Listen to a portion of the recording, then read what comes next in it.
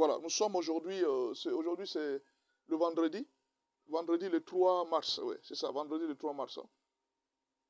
Le 3 ou bien le 4, excusez-moi, le 3. Bonjour la famille, est-ce que chez vous ça passe ou ça seulement chez moi? C'est pas chez nous ça passe bien. Est-ce qu'il y a quelqu'un qui ça ne passe pas bien? Regardez un peu dans le téléphone, le son, vérifiez un peu et veuillez un peu lui répondre. Hein. Il dit que chez lui ça ne passe pas très bien. Essayez un peu de lui répondre pour qu'il soit rassuré que ça passe bien chez tout le monde. Essayez un peu de lui donner l'assurance.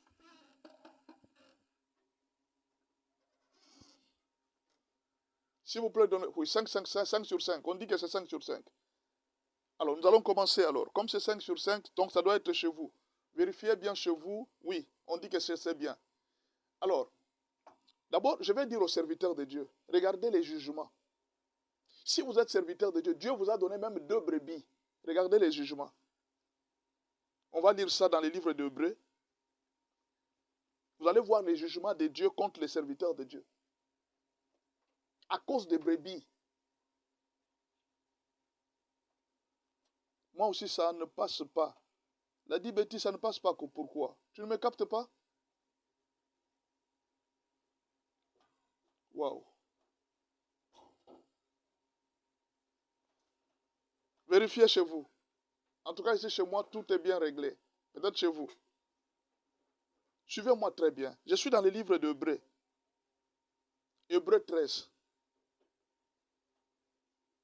Hébreux 13. Beaucoup de serviteurs de Dieu ne connaissent pas ça. Ils encadrent les brebis et ils sont fiers de dire, non, si vous voulez partir, vous partez. Il faut faire très attention. Il faut faire très attention, je vous l'ai dit. Suivez-moi très bien. Je suis dans le livre d'Hébreux 13, verset 17.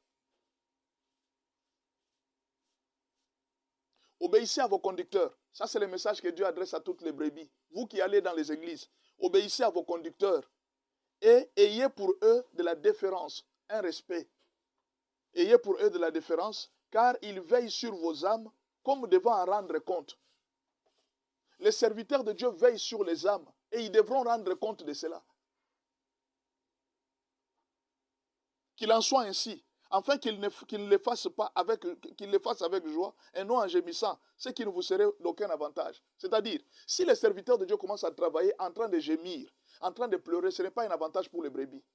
De même, si les serviteurs de Dieu ne savent pas encadrer les brebis, ils seront jugés pour ça. Si tu as des brebis que tu diriges, Dieu te jugera pour ça. Tu rendras compte de chaque âme que le Seigneur t'a envoyé. Maintenant, toi aussi qu'on a envoyé chez les serviteurs de Dieu, ça ne sera pas dans ton avantage si les serviteurs de Dieu travaillent en train de gémir à cause de toi. Il ne faut jamais permettre qu'un pasteur pleure à cause de toi. Il ne faut jamais permettre qu'un conducteur regrette à cause de toi. Non, ne permets pas. Qu'un conducteur commence à regretter à cause de toi. Qu'un pasteur commence à pleurer à cause de toi. Ce n'est pas bien. Ne faites pas pleurer les serviteurs de Dieu. C'est interdit. C'est Dieu qui le dit ici. Obéissez à vos conducteurs et ayez pour eux de la déférence, afin qu'ils veillent, car ils veillent sur vos âmes, comme devant rendre compte. Qu'il en soit ainsi, afin qu'ils les fassent avec joie et non en gémissant, ce qui ne vous serait d'aucun avantage. Laissez-le le faire avec joie. Permettez aux serviteurs de Dieu de servir Dieu avec joie. Mais ne laissez pas les serviteurs de Dieu commencer à servir Dieu en pleurant à cause de vous, les brebis. Vous allez trouver des brebis, ils sont là, éparpillés par-ci, par-là, monter, descendre, monter, descendre. Ça fait très mal aux serviteurs de Dieu. Vous êtes une brebis. Essayez d'être stable. Essayez d'être stable, ce n'est pas dans votre avantage qu'un pasteur commence à regretter. Vous étiez dans une première église, ça n'a pas marché. Vous allez dans une deuxième église, ça n'a pas marché. Partout où vous partez, les pasteurs sont en train de regretter. S'il vous plaît, est-ce que vous pouvez tapoter un peu?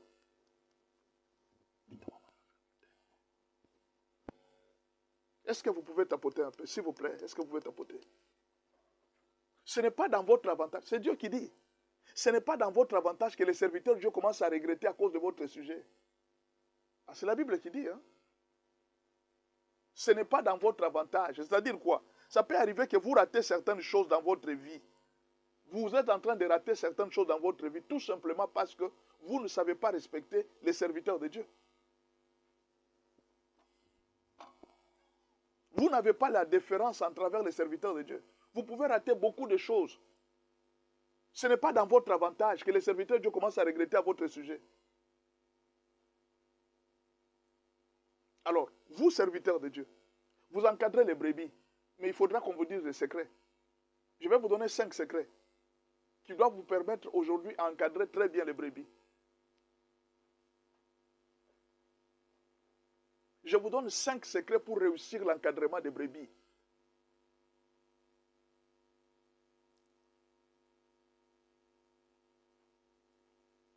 Le premier secret. Le premier secret, il faut répondre à la question, si un jour je n'étais pas là, que vont devenir ces brebis?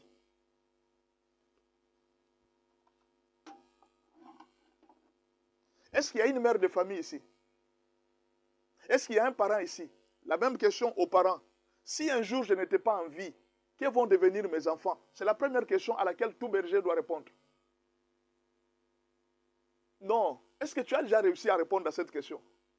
Réponds d'abord à cette question. Si un jour tu n'étais pas là, est-ce que tu penses que ton église va marcher? Si un jour tu n'étais pas là, supposons qu'aujourd'hui la mort t'atteint, tu es mort aujourd'hui, est-ce que tu penses que ta vision va continuer? Est-ce que tu penses que le ministère que tu as va continuer? Ou bien tu penses que l'église va tomber? C'est la première question que tout parent doit répondre. Je pose la question à tous les parents, vous qui avez des enfants. Si aujourd'hui tu mourais, est-ce que tes enfants vont vivre? Vous ne comprenez pas. Je reprends. Si aujourd'hui le Seigneur te prenait, il te dit que bon, ta vie s'arrête par ici, je te pose la question, est-ce que tes enfants vont vivre? Est-ce qu'ils seront en paix? Est-ce qu'ils vivront tranquillement? Ou bien ils vont souffrir? Après votre vie, vos enfants seront-ils heureux ou bien ils vont souffrir? Si Dieu vous prenait maintenant là, tout de suite, il vous prend. Répondez à cette question. Votre église va-t-il continuer ou bien va tomber? C'est la première question auquel les parents, les pasteurs ne savent jamais répondre. Voilà pourquoi plusieurs personnes n'aiment pas mourir. Beaucoup de gens n'aiment pas mourir. La mort, en tout cas personne, même moi je n'aime pas mourir. Vous savez pourquoi nous n'aimons pas mourir? Parce que nous ne sommes pas prêts. Nous ne sommes pas prêts avec nos enfants. Si je mourais, beaucoup de parents quand vous les voyez mourir à l'hôpital là, ils meurent avec un seul souci. Si aujourd'hui je partais, que vont devenir mes enfants? Et tout le temps que Dieu t'a donné sur la terre, qu'est-ce que tu as fait pour que tes enfants deviennent libres, indépendants?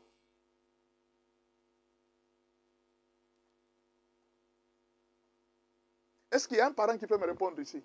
Si aujourd'hui, toi, parent, tu mourrais, est-ce que tes enfants vont vivre? Est-ce que tes enfants seront heureux? Est-ce que tes enfants ne vont-ils pas souffrir? Tu as un membre de famille qui peut garder tes enfants? Tu as un frère qui peut garder tes enfants? Non, réponds-moi. Est-ce que tu as déjà répondu à cette question un jour? Quand Jésus a commencé le ministère, la première question qu'il s'est posée, le jour où je ne serai pas là, que vont devenir ses disciples? Alors Jésus a commencé les enseignements pour leur dire, je ne serai pas toujours avec vous. Je ne serai pas toujours avec vous. C'est la première leçon. C'est la première leçon, si tu veux bien commencer bien l'encadrement. C'est la notion du temps. Je n'ai pas assez de temps avec vous. Je ne serai pas tous les jours avec vous. Regardez ce que l'apôtre Paul disait. Il disait toujours aux disciples, le temps me presse, je n'ai pas assez de temps. Beaucoup de parents, beaucoup de pasteurs dirigent les brebis comme s'ils avaient beaucoup de temps. Nous n'avons pas assez de temps. Le temps est très court. Posez-vous toujours cette question-là. Si aujourd'hui je ne suis pas en vie, si aujourd'hui je partais maintenant, si aujourd'hui je quitte cette terre, telle que je vous prêche ici, je quitte maintenant là, je pars. Est-ce que l'œuvre que j'ai laissée derrière va-t-elle continuer? Tapotez s'il vous plaît, tapotez. Chers parents, vous êtes là, vous me suivez. Si aujourd'hui vous mourrez, votre tête dort sur la terre, vos enfants vont-ils vivre en paix sur la terre? Cette question, Jésus s'est posé cette question plusieurs fois. Jésus s'est posé cette question plusieurs fois. Il a dit, si un jour moi je partais. Alors il a commencé à dire à ses disciples, africanisme bonjour, il a commencé à dire à ses disciples, il leur a dit, il a dit à ses disciples, un jour je vais partir. Un jour vous ne me verrez pas. Un jour je ne serai pas avec vous. Un jour je partirai. Je ne serai pas toujours avec vous. Je ne serai pas toujours avec vous. Vous me voyez aujourd'hui, demain vous ne me verrez pas. Les disciples ont quand même commencé à lui dire, non, ne dis pas ça, tu ne peux pas dire ça, Jésus, tu ne peux pas dire ça. Il dit, non, je vous dis la vérité, je ne serai pas toujours avec vous. Un jour vous ne me verrez pas. Un jour sur cette terre vous ne me verrez pas. Ce n'est pas une mauvaise chose. Il faut montrer à vos enfants qu'un jour je ne serai pas toujours avec vous.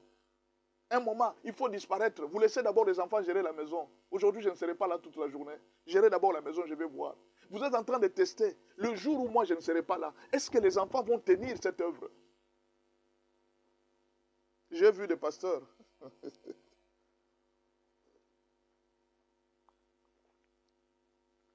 J'ai vu des pasteurs. Chaque fois qu'ils voyagent, ils appellent...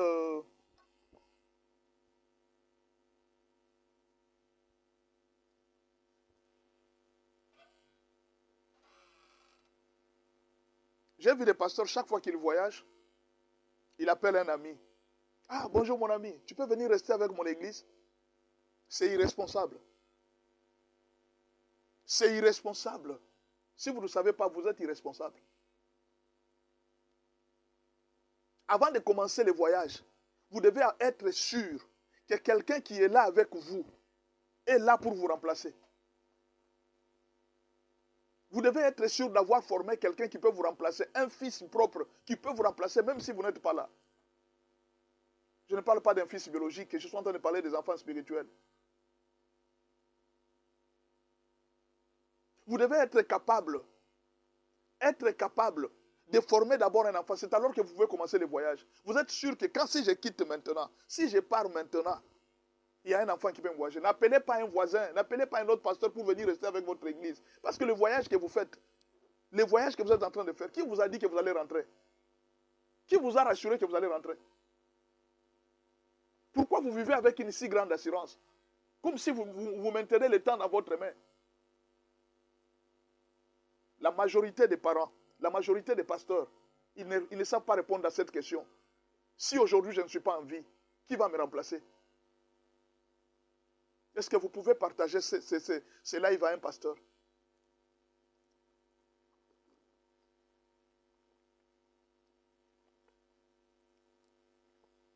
C'est pourquoi le premier travail d'un pasteur, question numéro 2. Non, la première question. Si je ne suis pas là, la réponse de cette question vous pousse déjà à l'action. Le premier travail d'un pasteur, ce n'est pas de gagner les âmes. Le premier travail d'un pasteur, c'est de former les disciples. Ceux qui vont me remplacer après moi. Les âmes, c'est facile, ils sont toujours là. Former les disciples. Pour avoir les disciples, c'est très difficile qu'avoir les âmes. Les âmes, on peut les avoir facilement. Mais avoir les disciples, c'est très difficile.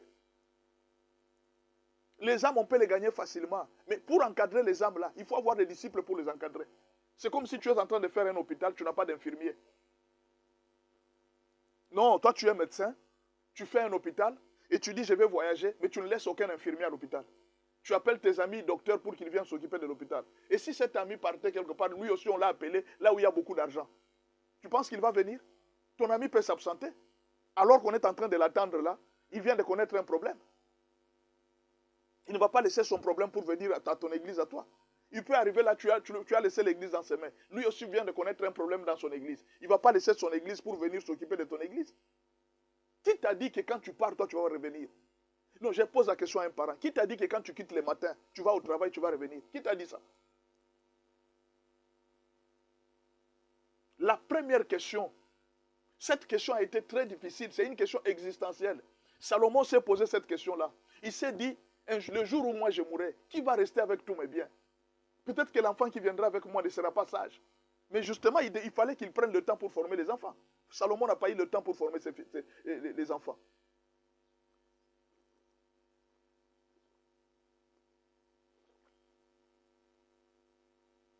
Qui va te remplacer?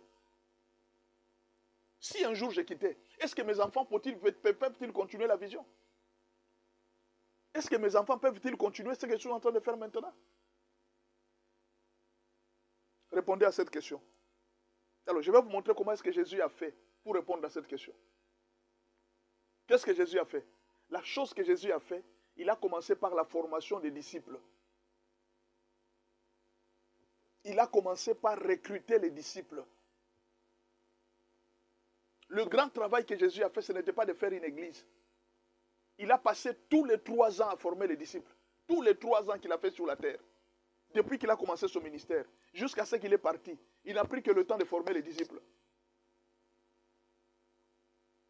Homme de Dieu, prenez le temps de former. Dès que vous commencez un ministère, ne vous occupez pas d'abord des âmes. Occupez-vous de ceux qui vont s'occuper des âmes. Si Dieu vous donne des enfants, la première chose à faire, c'est de commencer à former ces enfants pour qu'ils vous remplacent.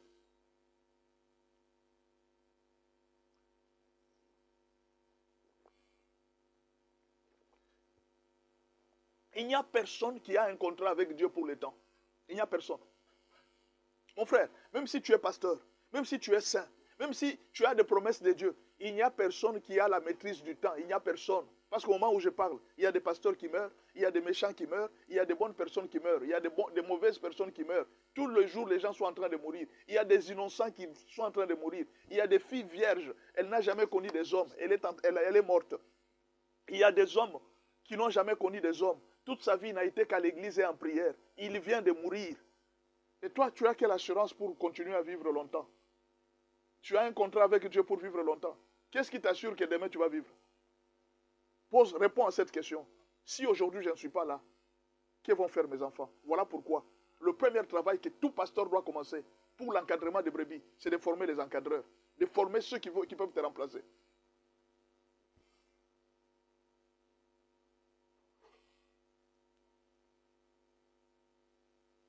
Le premier travail qu'un pasteur doit commencer, c'est de former ceux qui vont te remplacer. Chaque jour, pose-toi cette question. Est-ce que ma fille ici est-elle capable de me remplacer les jours où je ne serai pas là? Peut-elle prendre en charge ses petites soeurs, ses petits frères?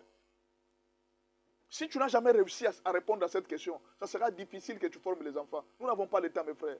Mes soeurs, nous n'avons pas le temps.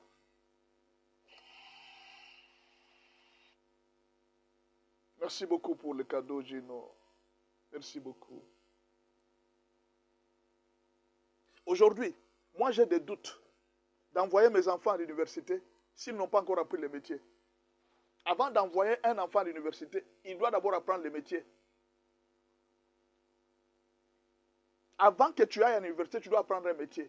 Métier de coiffeur, métier de chauffeur, métier de... Pourquoi? Parce que je ne veux pas que les jours où je ne serai pas là, que tu manques à manger, que tu ailles voler, que tu ailles commander, que tu deviennes mendiant. Je ne peux pas supporter ça, mon fils. Tu dois apprendre à gagner la vie par l'honnêteté. Et alors, un enfant, avant qu'il aille à l'université, apprenez-lui d'abord le métier. Mais les parents, ils pensent que... Non, on va parler de ça.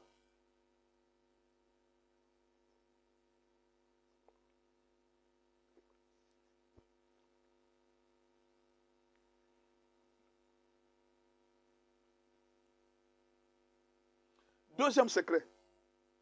Si vous avez répondu à cette question, ça va vous pousser à commencer à former les enfants en fonction de votre absence. Ça va commencer à vous pousser à former un remplaçant. Le plus grand travail d'un parent devrait être de former un remplaçant.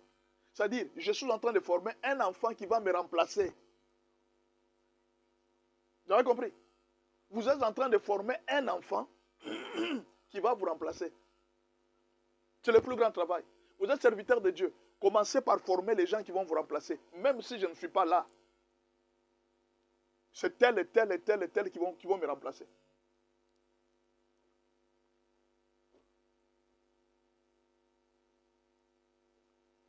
Le deuxième secret. Le premier secret, je vous ai dit, répondez à la question.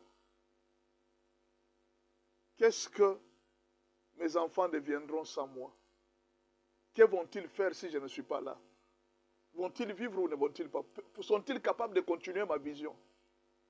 Et j'ai donné un premier conseil au pasteur. N'ayez pas l'habitude d'appeler des pasteurs extérieurs pour venir vous remplacer en camp de voyage. C'est ainsi que c'est une irresponsabilité. Avant de voyager, vous devez former quelqu'un qui doit vous remplacer. Avant de partir, Jésus devrait être sûr qu'il a déjà formé les gens qui vont les remplacer. Avant de se reposer, Jésus les a envoyés. Il a dit, allez-y, moi je me repose d'abord ici. Ce n'est pas moi qui irai avec vous. Homme de Dieu, la chair n'est pas chère. Il y a beaucoup de gens qui disent ça, la chair est chère. Hein? Si un homme de Dieu te laisse la chair, non, non, la chair n'est pas chère.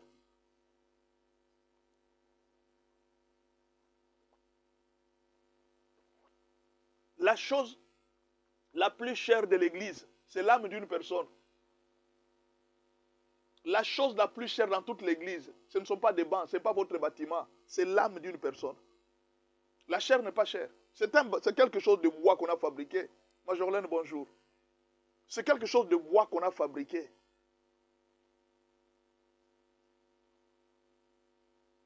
La chose la plus chère, c'est l'âme d'une personne.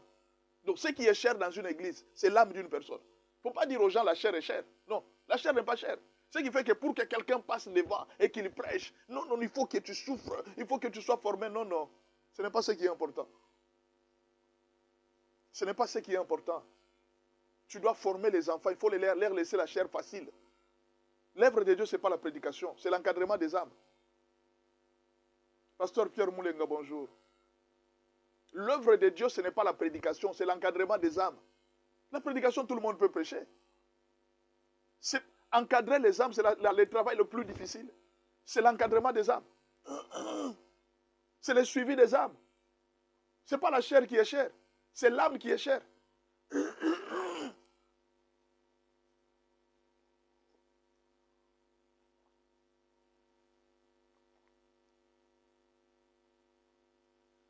Je m'excuse. Est-ce que vous avez compris? Si vous savez répondre au premier secret, si vous répondez au premier secret, vous allez commencer dès aujourd'hui la formation des gens qui vont vous remplacer. Pasteur, je vous donne un conseil. Formez les disciples. Laissez-les modérer. Laissez-les conduire les cultes. Faites même un effort de rester 2 dimanches à la maison. Vous ne venez pas à l'église. Vous partez, vous êtes aux environs. Vous ne venez pas à l'église. Vous avez formé des gens. Vous partez. Vous les laissez. Vous êtes même chez vous à la maison, vous restez. Mais votre oreille est à l'église, en train d'écouter ce qu'ils sont en train de faire. Jésus l'a fait. Il a laissé les disciples partir.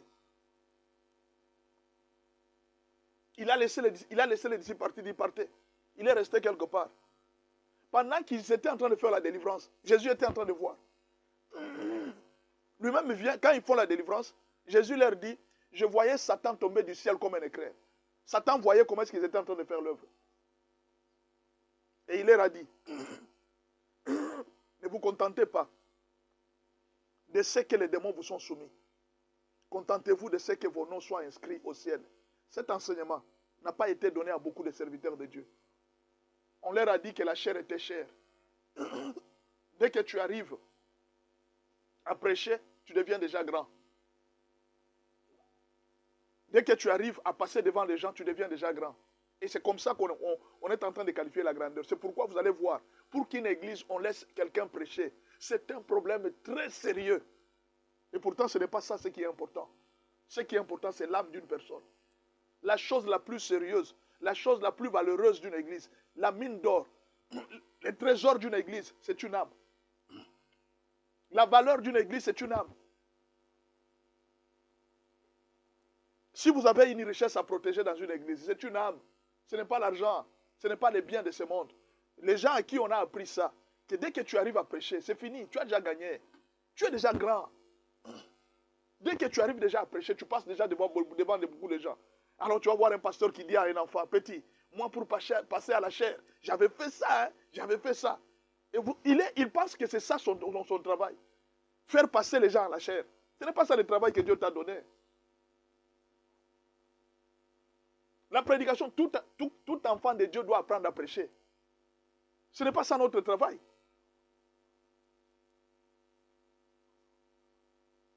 Imaginez vous arrivez dans une arme. Quel est le dénominateur commun de tous les soldats?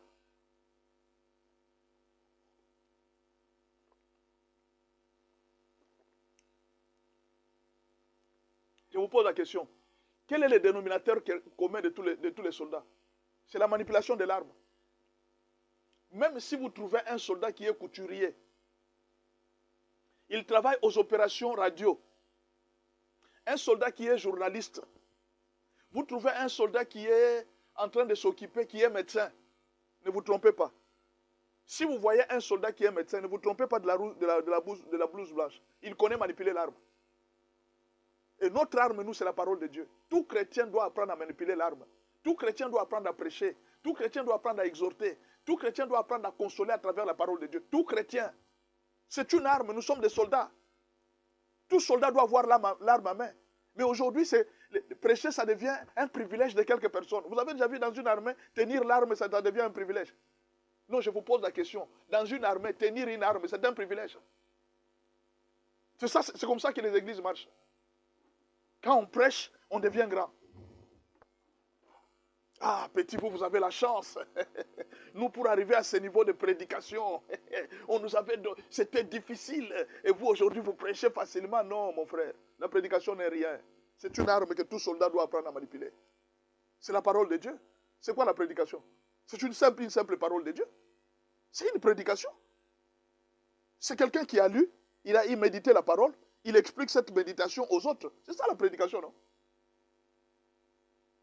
Le plus grand travail d'un berger, c'est l'encadrement des brebis. Ce n'est pas la prédication. Le plus grand travail d'un berger, c'est l'encadrement des brebis. Qu'il ne se perde aucune brebis. Donc, si vous vous répondez à ça, la première question, vous allez aller à la deuxième question. Et c'est le deuxième secret que je vous donne. Deuxième secret, apprenez aux chrétiens à se prendre en charge. Deuxième secret, si vous êtes pasteur, suivez-moi très bien. Apprenez aux chrétiens à se prendre en charge. Ne prenez pas la charge des chrétiens à tout moment.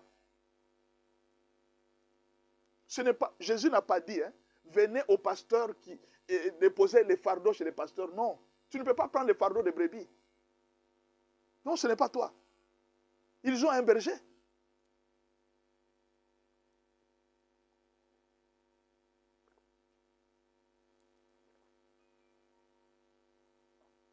Vous m'avez engagé comme chauffeur, n'est-ce pas? Vous m'engagez chez vous, je suis votre chauffeur. Je vous pose la question, vous êtes mon patron. Si les pneus tombent en panne, c'est moi qui dois prendre en charge. C'est le chauffeur qui prend en charge quand les pneus tombent en panne. Si le moteur a un problème, c'est moi, le chauffeur, qui dois remplacer le moteur. Il ne faut pas faire un travail qui ne t'appartient pas. Il ne faut pas prendre les charges qui ne t'appartiennent pas. Beaucoup de pasteurs aiment prendre la charge des brebis. Vous avez un enfant? Dites-moi un peu. Vous avez un enfant. Tout le monde aime son enfant, non? Bon, parce que tu aimes ton enfant, écoute-moi bien, tu aimes ton enfant. L'enfant a 6 ans, il continue à faire pipi au lit. Toi, parent, tu es content. Il dit, il n'y a pas de problème, moi-même, je viendrai enlever. Tu as réussi l'éducation de cet enfant.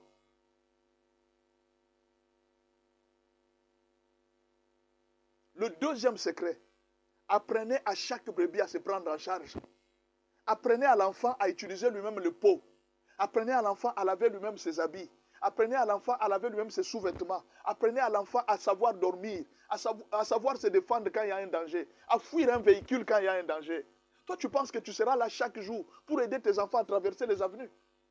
Tu seras là chaque jour pour aider tes enfants à se défendre, à savoir manger quelle nourriture et quelle autre nourriture. Chaque jour, tu dois apprendre à tes enfants à se prendre en charge. Tu vois ça, il ne faut pas toucher, c'est l'électricité. Tu vois ça, il ne faut pas toucher ça, c'est très dangereux. Tu vois celui-ci, il ne faut pas être avec ses amis, c'est très dangereux. Tu dois apprendre à tes enfants à se prendre en charge. Beaucoup de pasteurs ne veulent pas laisser la charge aux brebis. Ils veulent prendre les brebis en charge. Tu continues à prendre les brebis en charge. Tu dois abandonner ça. Quelqu'un qui a fait 6 ans à l'église, tu continues à les prendre en charge.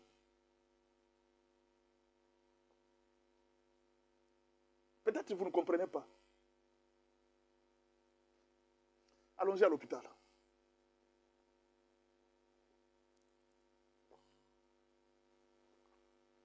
Moi, je suis médecin. N'est-ce pas? Tu es venu en consultation. Tu me consultes? Qu'est-ce que je fais? Je fais l'examen. Quand je termine à faire l'examen, qu'est-ce que je fais? je te prescris les médicaments. Et la discipline à prendre. La façon de prendre les médicaments, je te prescris. D'accord? Maintenant, je me limite par là. Le reste, c'est le suivi. Je peux savoir, tu viens au rendez-vous dans 3 jours. D'accord? Maintenant, imaginez, moi, je suis médecin. Est-ce que je peux commencer à prendre les médicaments à ta place?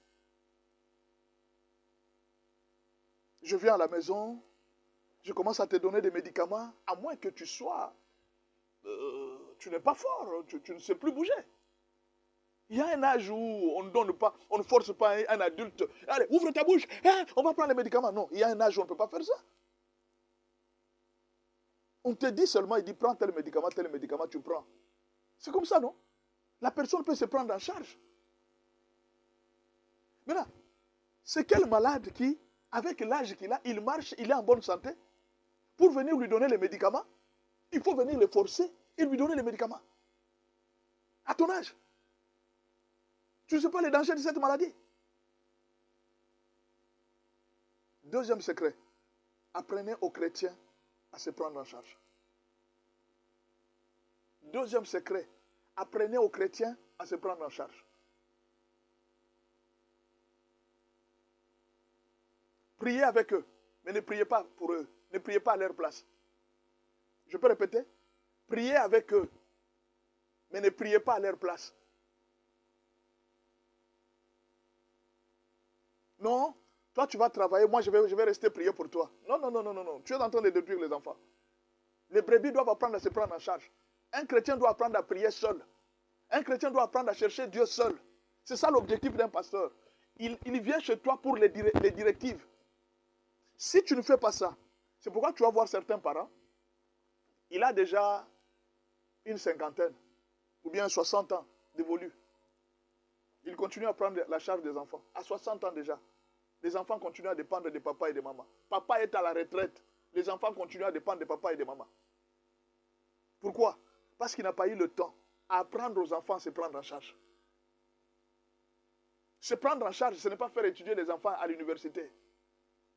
Il y a beaucoup de parents qui pensent que, comme j'ai donné mes enfants là, je les ai fait étudier à l'université, alors je suis quitte. Non.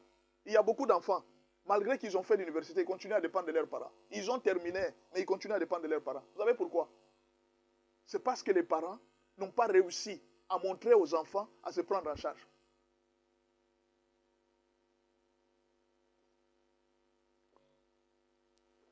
C'est dès le bas âge qu'il faut montrer aux enfants à se prendre en charge. Chez les Juifs, il y avait un système. Les fils du charpentier. C'est-à-dire, les fils du charpentier devraient apprendre le métier de son père. Les fils du forgeron devraient apprendre le métier de son père. C'était supposé comme ça. Et dans le temps, l'enfant de médecin devrait nécessairement être médecin. L'enfant d'un sacrificateur devrait être nécessairement un sacrificateur. L'enfant d'un roi devrait être nécessairement un roi. C'était ça le système ancien. Le premier travail qu'un enfant doit apprendre, c'est le travail de son père. Tu es chauffeur, apprends à ton enfant à conduire. Tu es menuisier, apprends à ton enfant la menuiserie. Tu es pasteur, apprends à ton enfant le travail de pasteur. Le premier travail, si Dieu un jour le conduira ailleurs, ce n'est pas un problème. Mais le travail que toi tu fais, c'est le premier travail que tes enfants doivent apprendre à faire. Est-ce que vous avez compris? Apprenez à vos enfants. Chaque jour, cher homme de Dieu, apprenez à vos enfants à se prendre en charge. Il y a des choses que les brebis viennent vous expliquer. Mon enfant était malade. Pasteur, ici mon fils est malade. Je ne sais pas. Pasteur, est-ce que tu peux venir prier pour l'enfant? Il y a des cas et des cas. Il y a des cas et des cas. On peut voir ces cas ici, ça demande que je me déplace. Mais il y a des cas où tu dois montrer aux chrétiens. Il dit non. Impose la main sur l'enfant. Impose la main sur l'enfant. N'aie pas peur.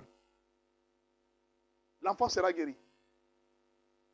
Les chrétiens commencent à apprendre aussi à imposer la main aux enfants, aux malades. Ils apprennent à prier pour les malades. C'est Jésus qui a dit. Voici les miracles qui accompagneront ceux qui auront cru à mon nom. Ils imposeront la main aux malades et les malades seront guéris. Ce n'était pas, voici les miracles qui accompagneront mes apôtres, les serviteurs de Dieu. Non, ceux qui auront cru à mon nom, c'est tout le monde. À mon nom, ils chasseront les démons. À mon nom, ils imposeront les mains aux malades et les malades seront guéris. C'est une promesse qu'on a donnée à tout le monde. Tout chrétien peut imposer les mains aux malades et la personne sera guérie. C'est par la foi qu'on le fait. Maintenant, pourquoi c'est chaque jour les pasteurs qui doivent vous prendre en charge? C'est un mauvais enseignement. Nous avons échoué. Un petit problème, pasteur. Un petit problème, pasteur. Apprenez à vos enfants. Les jours où vous ne serez pas là, ces brebis seront obligés de chercher d'autres pasteurs. Les jours où vous serez absent, ces brebis seront obligés d'aller chercher d'autres prophètes.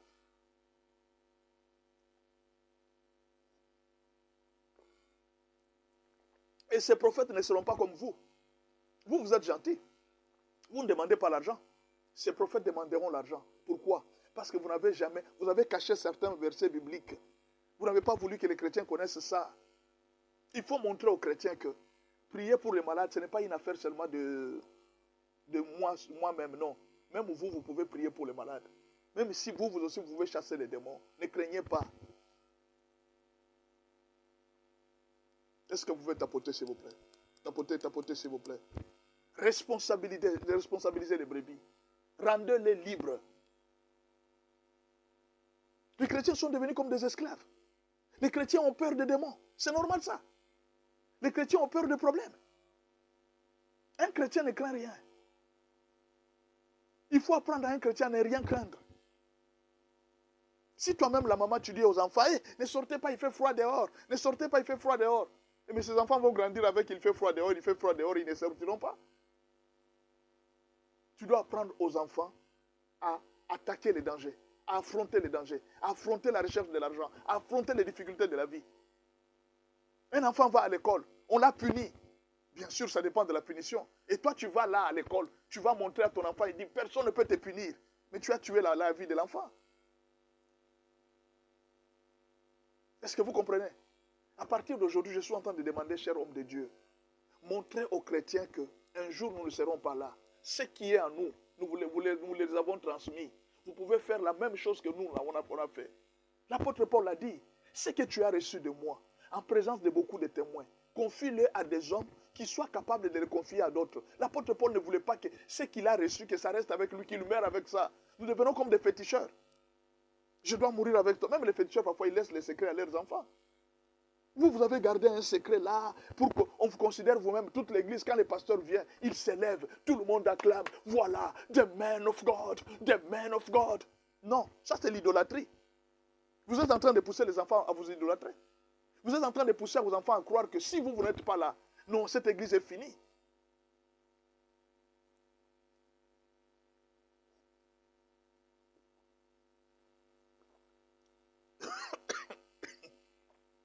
Il faut toujours montrer aux enfants que je suis un humain comme vous. Tout ce que j'ai fait, c'est grâce à Dieu. Ce que j'ai reçu, vous aussi vous pouvez recevoir. Le même Dieu qui m'a donné, il vous donnera vous aussi. C'est par la foi qu'on reçoit ça. Ce n'est pas que moi j'ai eu... Parce que, vous voyez comment est-ce que le pasteur prêche. Déjà, tu commences à montrer aux chrétiens. Pour atteindre le niveau que j'ai atteint, je vous dis, enfant de Dieu, j'ai marché, j'ai souffert, je suis monté dans les montagnes, je fais. Quand un enfant de Dieu écoute ça, waouh, son niveau-là pour atteindre, c'est grave. Non, il n'y a pas de niveau que tu as atteint. C'est la grâce de Dieu qui te fait ça. C'est la grâce de Dieu qui te fait ça.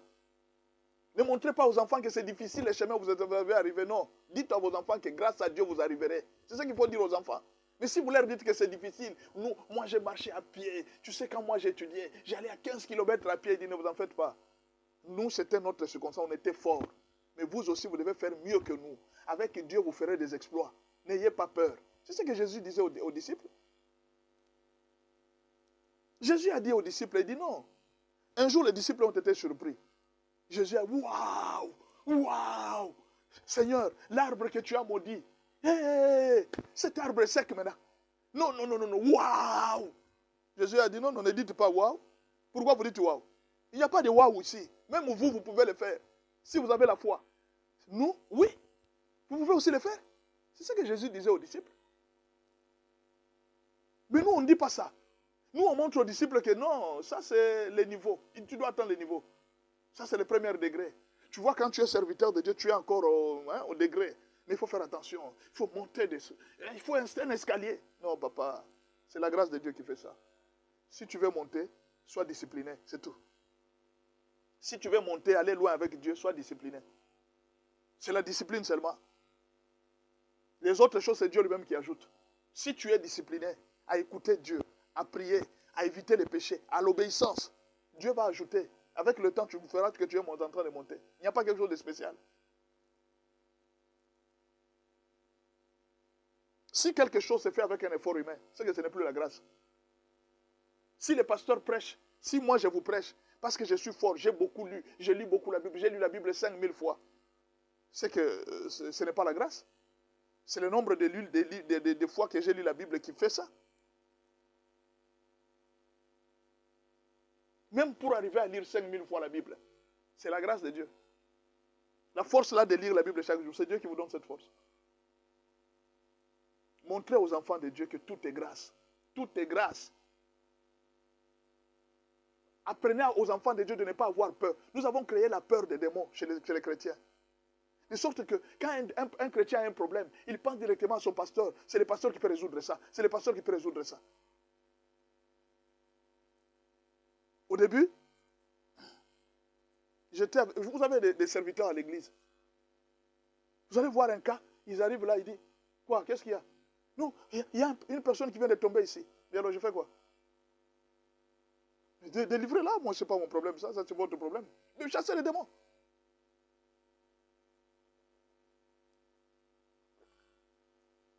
Chasser les démons. Ils ont commencé à prier, à prier, à prier, à prier. Tu vas arriver, ils disent non. Faites ça. Dites ça. Faites ça. Dites ça. Faites ça. Ils ont fait. Oui, ça a réussi. Et oui, on a chassé. Oui, on a chassé. Oui, le lendemain, quand un autre cas arrive, ils ne m'appellent plus. Eux-mêmes commencent à chasser les démons. Quand il y a un problème, ils disent non, je ne résous pas. Allez résoudre ça. Je ne suis pas là. Je ne suis pas. Faites comme si vous ne me voyez pas. Parce qu'un jour, je ne serai pas avec vous. Je ne serai pas toujours avec vous chaque jour. Même quand je vous prêche là, je ne serai pas toujours avec vous. Vous savez pourquoi quand je prêche, je suis obligé de vous donner les notes derrière? C'est parce qu'on ne sait pas. Un jour, cette histoire sera fermée. Un jour, TikTok ne sera pas là. Un jour, on n'aura pas toujours le temps de se parler comme on se parle là.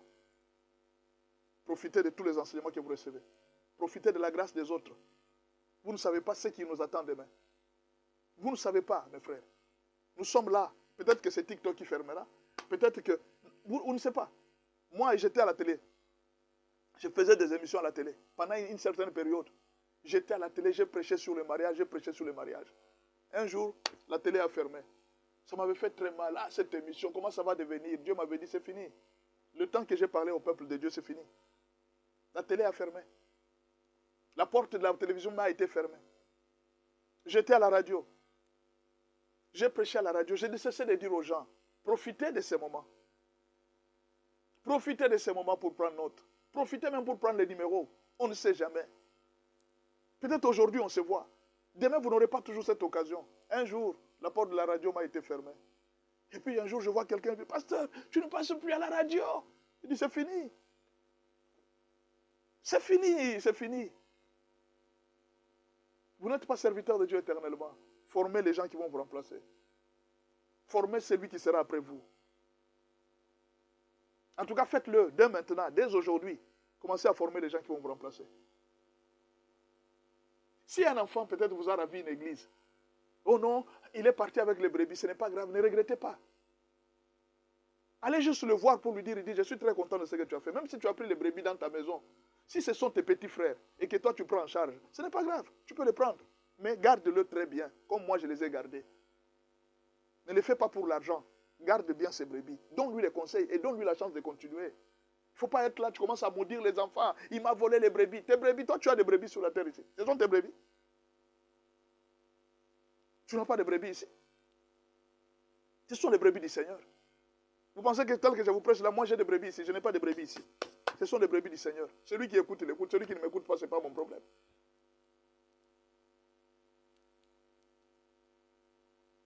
Je peux aller au troisième secret. Troisième secret. Montrer les chemins de la bénédiction. Ou bien, je vais dire, montrer les chemins corrects de la bénédiction.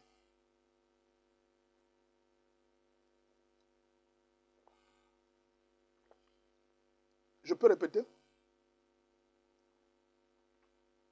Montrer les chemins corrects de la bénédiction.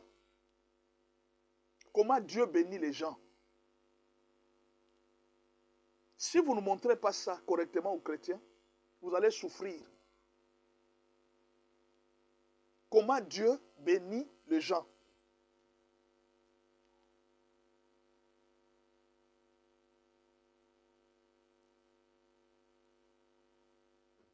Premièrement, dites aux chrétiens chaque jour que Dieu nous bénit à travers les bâtons de Moïse. Dieu exerce sa puissance sur les bâtons de Moïse. Les bâtons de Moïse, c'est quoi? La chose pour laquelle tu as fait la formation toute ta vie. Un diplôme, une formation quelconque, un travail. C'est ça les bâtons de Moïse. Qu'as-tu dans tes mains? Tu dois faire quelque chose chaque jour. Tu dois travailler chaque jour. Tu dois avoir un travail. Tu dois avoir un outil par lequel Dieu va te bénir. Les paroles en l'air ne bénissent pas. Mais c'est le travail qui bénit. Dans tout travail, il y a l'abondance. Apprenez aux chrétiens le travail. Chassez la paresse au nom de Jésus. Si vous avez une église de tous les membres qui travaillent, c'est une bonne chose. S'il y a des membres qui n'ont pas de travail, vous pouvez les aider à avoir du travail. Vous pouvez les aider à ouvrir des entreprises.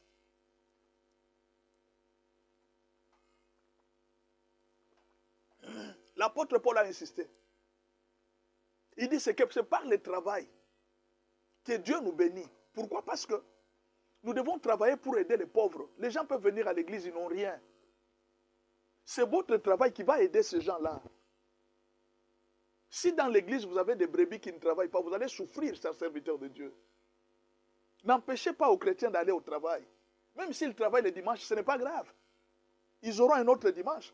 Ils ont la semaine pour venir prier. Dites-leur seulement que leur cœur soit avec Dieu. Montrez aux enfants de travailler, montrez aux chrétiens de travailler. C'est très important. Une église épanouie doit avoir des membres qui travaillent. Pourquoi? L'apôtre Paul a conseillé. Il dit, vous devez montrer aux gens de travailler afin d'aider les pauvres, afin d'aider les autres. On va lire ce verset. Hein? C'est le premier chemin par lequel Dieu bénit son peuple. Le travail.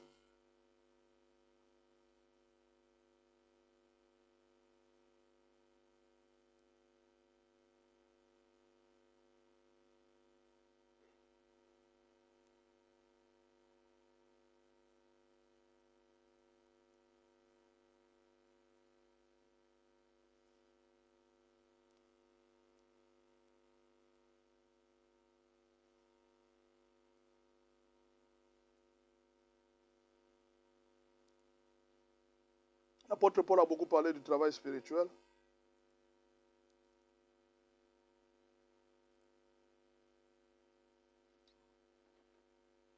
Il a parlé beaucoup de travail spirituel. Hein?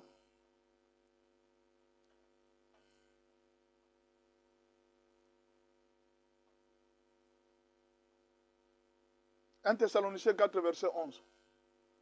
1 Thessaloniciens 4, verset 11. Et à mettre votre honneur, à vivre tranquille, à vous occuper de vos propres affaires et à travailler de vos mains, comme nous l'avons recommandé, en sorte que vous vous conduisiez honnêtement envers ceux du dehors et que vous n'ayez besoin de personne. Nous ne voulons pas, frères, que nous soyons dans l'ignorance au sujet de ce qui me donne. Ça, c'est la mort. Il est en train de parler de la mort. Vous comprenez? L'apôtre Paul ne voulait pas que les chrétiens commencent à mendier aux païens. Il dit, vous devez vivre en n'ayant besoin de personne. Vous devez former vos enfants à ne pas vivre dépendants des autres. C'est ce que l'apôtre Paul a dit. C'est une recommandation qu'il a donnée. De mettre votre honneur à vivre tranquille, à vous occuper de vos propres affaires, à travailler de vos mains, comme nous vous l'avons recommandé. Donc, l'apôtre, ce n'était pas la première fois. Il l'a recommandé plusieurs fois. Il dit, vous devez travailler. 2 Thessaloniciens 3, verset 10. Car, lorsque nous étions chez vous, nous vous disions expressément, si quelqu'un ne veut pas travailler, qu'il ne mange pas non plus. Si tu ne veux pas travailler, ne mange pas. Ça, c'est trop dur, hein, que ça sorte d'un apôtre. Ça, c'est trop dur que ça sorte de la bouche d'un apôtre. Lorsque nous étions chez vous, nous vous disions expressément, si quelqu'un ne veut pas travailler, qu'il ne mange pas non plus. Nous apprenons cependant qu'il y en a parmi vous quelques-uns qui vivent dans les désordres. Il y a des gens qui vivent dans les désordres. C'est quoi ce que l'apôtre Paul appelle les désordres? Si quelqu'un ne veut pas travailler dans les désordres, qui ne travaille pas, mais qui s'occupe des futilités. Vous êtes sur les réseaux sociaux, vous vous occupez des futilités. Vous ne voulez pas travailler. L'apôtre Paul dit c'est une vie de désordre. Si vous ne savez pas, celui qui ne travaille pas vit dans les désordres. Je ne dis pas celui qui est chômeur qui cherche l'emploi. Non. Je parle de celui qui a l'occasion de travailler, le moyen de travailler, mais ne veut pas travailler. Il vit dans les désordres. Tu dois travailler. Nous invitons ces gens-là et nous les exhortons par le Seigneur Jésus-Christ à manger de leur propre pain, en travaillant paisiblement. Le premier moyen par lequel Dieu bénit les chrétiens, c'est le travail. Ce n'est pas pour rien que le diable a créé la paresse. Le premier moyen par lequel Dieu bénit l'Église, c'est par le travail. Insistez beaucoup, hommes de Dieu. C'est un bon encadrement de faire ça aux brebis. Ne laissez pas les brebis oisifs. Ne laissez pas les brebis passer beaucoup de temps en prière et ils ne travaillent pas. L'impression qu'on a, c'est que pour recevoir quelque chose de Dieu, il faut beaucoup prier. Ce n'est pas ça l'impression qu'il faut donner aux chrétiens. Il faut aider les chrétiens à travailler, à vivre de leurs propres mains. Si vous ne faites pas ça, l'Église sera pauvre, l'Église sera misérable. Vous allez commencer à souffrir. On va vous chasser pour les loyers. On va vous chasser pour ceci, pour acheter un instrument, pour avoir... Vous aurez des problèmes chaque jour. Pourquoi? Parce que vous n'avez pas montré aux chrétiens de travailler. C'est le premier moyen par lequel le Seigneur bénit les brebis. Mais si vous ne montrez pas ça aux brebis, si vous ne montrez pas ça aux chrétiens, comment est-ce qu'ils vont vivre?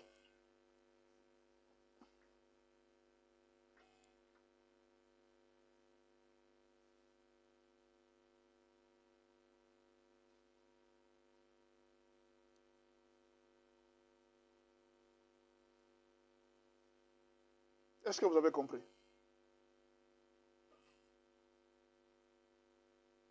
Deuxième moyen de bénédiction. Quand vous travaillez, amenez vos offrandes et vos actions de grâce et même vos dîmes à l'église. Pourquoi? L'église, il ne faut pas que les chrétiens, les serviteurs de Dieu, soient affamés. Il ne faudra pas que l'œuvre de Dieu soit arrêtée. Vos offrandes, votre argent, c'est pour contribuer à l'avancement du royaume. Les soucis de Dieu, c'était beaucoup plus la priorité du royaume. Quand vous travaillez, pensez au royaume de Dieu. Prenez votre charge, votre argent, mangez, mais gardez quelque chose pour l'avancement du royaume de Dieu. Vous devez aider les serviteurs de Dieu. Vous devez aider l'œuvre de Dieu à avancer.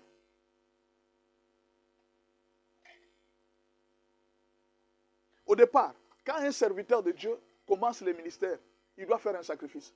Tu dois former les gens. Tu dois former une église. Si l'église devient capable de te prendre en charge, tu peux cesser de travailler et tu t'occupes des âmes. Mais au départ, quand l'église n'est pas capable de te prendre en charge, tu dois travailler. Mais si l'église aujourd'hui est devenue capable de te prendre en charge, il n'y a pas de problème. Tu peux rester et t'occuper seulement de l'œuvre de Dieu. Mais quand tu remarques que l'église n'est pas capable de te prendre en charge et que ça peut créer des problèmes, fais comme l'apôtre Paul. Mets-toi au travail, commence à chercher toi aussi l'argent. Pour que ça n'empêche pas à ce que l'église puisse avancer. Mais si vous avez assez de membres qui sont capables de vous prendre en charge, il n'y a pas de problème. Restez là. Mais ne forcez pas les brebis à commencer à aller chercher l'argent pour vous. Ils ne vont pas vous respecter. Il faut qu'ils soient capables eux-mêmes de leur propre volonté. Ils disent non, non, papa, tu peux rester. Toi, tu ne vas plus travailler. Nous allons te prendre en charge. C'est tout à fait normal. Les loyers, nous prenons en charge, c'est ce nous prenons en charge. C'est parce que tu les as aidés à avoir du travail, ils sont épanouis dans la société. Pour t'aider, ça deviendra facile. Ils ne vont pas souffrir pour t'aider. C'est ainsi qu'on encadre les brebis. Merci beaucoup, Teresa, pour les roses. Finet Wamba Finet, merci beaucoup. Je salue tous les gens de Luanda, en Angola. Bonjour, bonjour. Est-ce que vous avez compris? Ne laissez pas les chrétiens passer 50 jours de prière. Non, non. Appelez chacun d'eux. Toi, qu'est-ce que tu fais dans la vie? Toi, qu'est-ce que tu fais dans la vie? Ok. Qu'est-ce qu'il faut pour que tu puisses te débrouiller? Qu'est-ce qu'il faut? S'il y a quelqu'un qui est là, un frère qui a assez de moyens, mon frère, nous avons besoin de 50 $. Ce frère ici doit sortir de la vie où il est en train de mener. Il doit commencer une activité. Vous êtes en train de vous entraider. C'est ça l'amour chrétien. C'est ça la communion fraternelle. Ils mettaient leurs biens en commun. Aujourd'hui, nous ne pouvons pas mettre nos biens en commun. Mais au moins, nous pouvons aider chacun à s'en sortir dans la vie. C'est ça la fraternité. Vous avez déjà vu quand les occultistes se réunissent, ils sont en train de chercher à avantager, à donner des avantages d'abord à leurs propres confrères.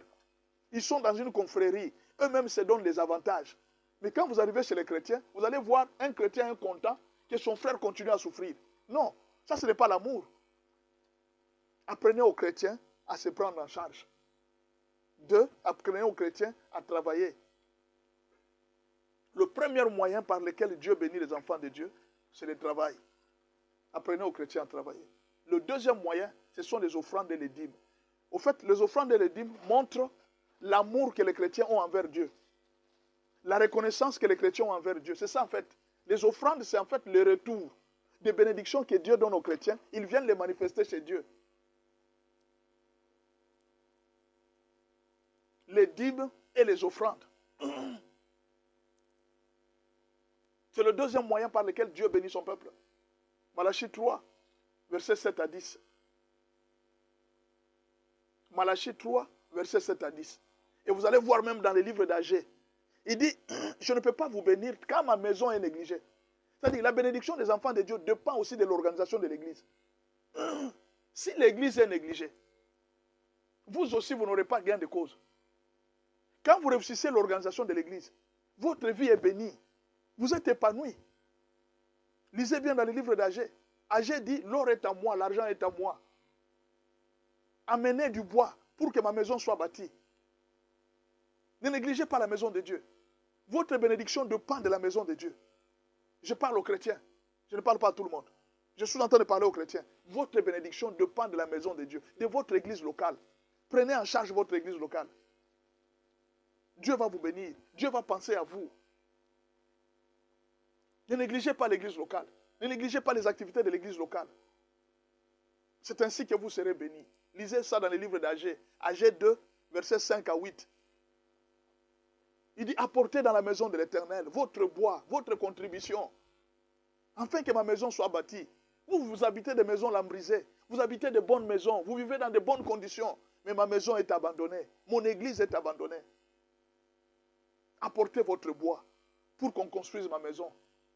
Apportez votre contribution pour que l'église avance. L'apôtre Paul a dit même aux gens, il dit, vous savez, le don que vous êtes en train de donner à l'église, on va lire ça. 2 Corinthiens 9. Il y a des gens qui n'aiment pas ces enseignements sur les offrandes. Tu peux parler sur les péchés, oui, tu as bien prêché. Mais quand tu commences à parler sur les offrandes, ils sont fâchés. Ah non, non, là, non, ça c'est la cupidité, vous cherchez l'argent.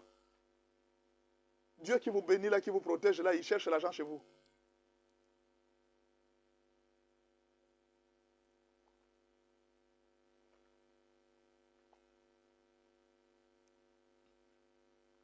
Écoutez, 2 Corinthiens 9, je commence par le verset 10. 2 Corinthiens 9, je commence par le verset 10. Tapotez s'il vous plaît. C'est lui qui fournit de la semence au semeur et du pain pour sa nourriture, vous fournira et vous multipliera la semence et il augmentera le fruit de votre justice. Vous serez de la sorte enrichis à tous égards pour toute espèce de libéralité qui, par notre moyen, feront offrir à Dieu des actions de grâce. Les gens étaient en train de travailler. Ils amenaient leur bénédiction à l'église. Car le secours de cette assistance, non seulement pourvoit aux besoins des saints. Les gens venaient avec des biens et ces biens pourvoyaient aux besoins de l'église. Les pauvres qui étaient là, les serviteurs qui étaient là, ils mangeaient. Il dit ça pourvoit aux besoins des saints. Mais il est encore une source abondante de nombreuses actions de grâce envers Dieu. Il dit ce que vous faites, non seulement que ça pourvoit aux besoins des serviteurs de Dieu, mais c'est quelque chose qui rend grâce à Dieu. Pourquoi? En considération de ce secours, ils font l'expérience. Ils glorifient Dieu de votre obéissance dans la profession de l'évangile de Christ. C'est quoi votre obéissance? Le fait seulement que vous savez que Dieu existe, c'est lui qui nous a sauvés, c'est lui qui nous bénit, c'est lui qui nous donne ça, et nous devons aussi lui rendre quelque chose. Il dit cette obéissance-là, votre obéissance dans l'expression de l'évangile de Christ et de la libéralité de vos dons envers eux et envers tous. Vous donnez des dons aux gens, vous aidez les gens à aller de l'avant. Il dit, ils prient pour vous. Vous comprenez? Qu'est-ce qu'ils font? Ils prient pour vous parce qu'ils vous aiment à cause de la grâce éminente que Dieu vous a faite. Ils vous aiment, même l'amour des frères envers vous. Ils ne peuvent pas souhaiter que vous puissiez tomber. Ils ne peuvent pas souhaiter que vos affaires puissent tomber. Ils ne peuvent pas souhaiter, ils prient pour vous. Ils disent chaque jour à Dieu de vous bénir. Ils disent chaque jour à Dieu d'être avec vous. Grâce soit rendue à Dieu pour son don ineffable. C'est un don merveilleux, c'est un don de libéralité, c'est un don d'aider les pauvres. Non, non. Aujourd'hui, le diable s'est arrêté là. Il dit, ne donnez pas aux pasteurs. Ce sont des voleurs, ce sont des tricheurs. Et les chrétiens aussi, comme des moutons, ils se laissent partir. Ils oublient cette parole que la Bible a dit. La Bible a dit, je vais vous enrichir. Vous deviendrez de la sorte enrichis à cause des dons que vous apportez. Vous pourvoyez aux besoins des saints. C'est mauvais, c'est un péché qu'on pourvoie aux besoins d'un serviteur de Dieu. C'est un péché qu'on pourvoie aux besoins d'un serviteur de Dieu. C'est un péché. Il dit ces choses que vous donnez, les dons que vous donnez, ça rend grâce. Ces gens prient pour vous. Imaginez un peu, quelqu'un me fait grâce, il me bénit. Ah Seigneur, Seigneur s'il te plaît, bénis ses frères. Seigneur, il faut souhaiter chaque jour que les gens te disent, ah mon frère soit béni. Ah mon frère soit béni. Toi, on ne te bénit jamais. Vous prenez ces 2 Corinthiens 9, à partir du verset 10 jusqu'au verset 15. 2 Corinthiens 9, à partir du verset 10 jusqu'au verset 15. Vous pouvez lire à partir du verset 8 jusqu'au verset 15. Ayez l'habitude de contribuer à l'œuvre de Dieu. Si Dieu vous a donné une portion du travail et que vous savez que l'origine de mon travail, l'origine de ma bénédiction, c'est Dieu, pourvoyez aux besoins de ça. Pourvoyez aux besoins de l'Église. Avec vos dons, avec vos libéralités, venez donner aux serviteurs de Dieu. Venez donner. Et puis, ne vous en faites pas. Quand vous voyez quelqu'un commencer à discuter beaucoup, moi, ce n'est pas son don. Quelqu'un qui a le don de libéralité, d'abord, il le fait, il ne se glorifie pas. C'est un don. Regardez quelqu'un comme Joseph d'Arimathée. Il ne s'est pas glorifié. Il a laissé son tombeau à Jésus. Jésus lui avait payé combien? Rien du tout. C'est par amour qu'il avait pour Jésus. Mais toi, si tu as un tombeau là, tu vas venir sur les réseaux sociaux et d'ailleurs, les tombeaux là où ils sont, c'est moi, c'est moi. Joseph d'Arimathée ne s'est pas glorifié. C'est parce qu'il avait le don de libéralité. Il y a des femmes, des grands hommes qui étaient autour de Jésus, qui l'aidaient avec ses biens. Ils n'ont pas chanté sur le toit. C'est nous qui aidons Jésus. Non. Ils avaient le don de libéralité. Quand vous voyez quelqu'un commencer à beaucoup parler pour l'argent, il n'a pas le don. Il faut le comprendre. Quand quelqu'un a le don d'aider, il ne se vante pas. Il aide de tout son cœur. Mais quand quelqu'un n'a pas le don, s'il t'a donné $100, toute la famille va savoir. Et Jean, j'ai vu votre petit frère, il est venu ici, je lui ai donné $100. Je lui ai donné $100. C'est parce qu'il n'a pas le don. Quand quelqu'un a le don, il peut te donner et il te dit, ne dis pas. Ne dis à personne que je t'ai donné cet argent. Fais comme si je ne t'ai jamais donné cet argent. Il peut le faire autant de fois, il ne chantera pas.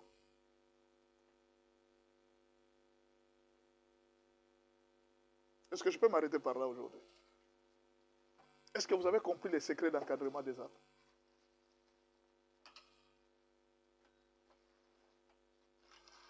Est-ce que vous avez compris les secrets d'encadrement des âmes? Soyez bénis. Soyez bénis. Je dis que Dieu vous bénisse. J'ai fini par là. Je pouvais ajouter, mais on n'a pas assez de temps. avons qu'une heure du temps seulement. Là, on est obligé de s'arrêter. Soyez bénis au nom de Jésus. C'était le cours que j'ai donné à tout le monde, aux serviteurs de Dieu, aux parents et à tout le monde. Comment encadrer les brebis que le Seigneur vous a données. Je sais qu'aujourd'hui, vous avez gagné quelque chose, vous avez eu quelque chose. Je sais que Dieu va vous bénir. Mais rappelez-vous, on n'aura pas toujours le temps. Quand je vous donne un numéro, je dis non, achetez des ouvrages. C'est très important. Profitez pour acheter. On ne sera pas toujours là. Un jour, vous chercherez le numéro, vous ne l'aurez pas. Ah, ce pasteur avait enseigné ça. Ah, mais j'avais son numéro ici. Quand tu as l'occasion d'acheter quelques ouvrages de notre maison, tu achètes seulement. On ne sait jamais. On ne sait jamais. Gardez les dépôts, mon fils. Timothée, Paul a exhorté à Timothée, garde les dépôts. Vous savez actuellement les jours qui viennent, c'est l'intelligence artificielle qui va commencer à nous enseigner. C'est l'intelligence artificielle qui va commencer à chanter nos cantiques. Actuellement, on va commencer à mettre les prédications de l'intelligence artificielle à l'église. Et tout le monde est en train de suivre. Ne vous en faites pas. L'homme sera remplacé par la machine. Mais vous, gardez les dépôts. Gardez les dépôts. Vous ne comprenez toujours pas. Les serviteurs de Dieu que nous sommes, à un certain moment, vous ne verrez plus de vrais serviteurs de Dieu sur les réseaux sociaux. Vous ne les verrez plus. Ça, je vous dis la vérité. Vous ne verrez plus de vrais serviteurs de Dieu sur les réseaux sociaux. Ils vont disparaître. Oh, on ne m'avait pas dit. On vous a tout dit. On vous a déjà tout dit.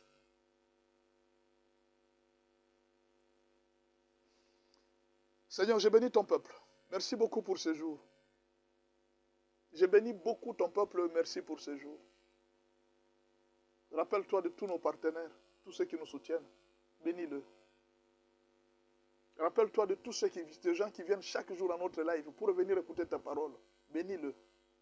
Bénis tous les serviteurs de Dieu qui sont dans ces lives. Aide-le, Seigneur, à comprendre ces choses, à les exploiter et à bien encadrer les brebis. S'il te plaît, Seigneur, bénis ton peuple, console-le. Au nom de Jésus-Christ de Nazareth. Amen. Vous avez mon numéro? Plus 243 81 86 81 652. C'est mon numéro WhatsApp. Plus 243 81 86 81 652. C'est mon numéro WhatsApp. Si vous avez besoin d'un enseignement biblique, vous pouvez toujours nous écrire. Vous allez nous écrire et nous allons vous répondre. Nous allons vous donner la fiche de tous les enseignements qui sont là. Et ça va beaucoup vous aider. Il y a beaucoup d'enseignements qui vont beaucoup vous aider. Écrivez-nous et vous aurez la réponse à toutes vos questions. En attendant, portez-vous bien. Que le Seigneur Dieu vous soit favorable. Merci encore beaucoup pour votre présence. Merci pour tout. Prenez le numéro de notre... J'ai donné le numéro, non? Plus 243 81 86 81 652. C'est notre numéro WhatsApp. Plus 243 81 86 81 652. C'est notre numéro WhatsApp. Si vous avez raté un enseignement, allez sur YouTube. Vous pouvez toujours retrouver nos enseignements là-bas. Soyez bénis. YouTube, c'est Pasteur Benjamin Aoka officiel. Pasteur Benjamin Aoka officiel. Ou bien si à partir de WhatsApp, vous pouvez facilement rejoindre notre page YouTube. Et puis, vous allez retrouver tous ces enseignements. En attendant, portez-vous bien.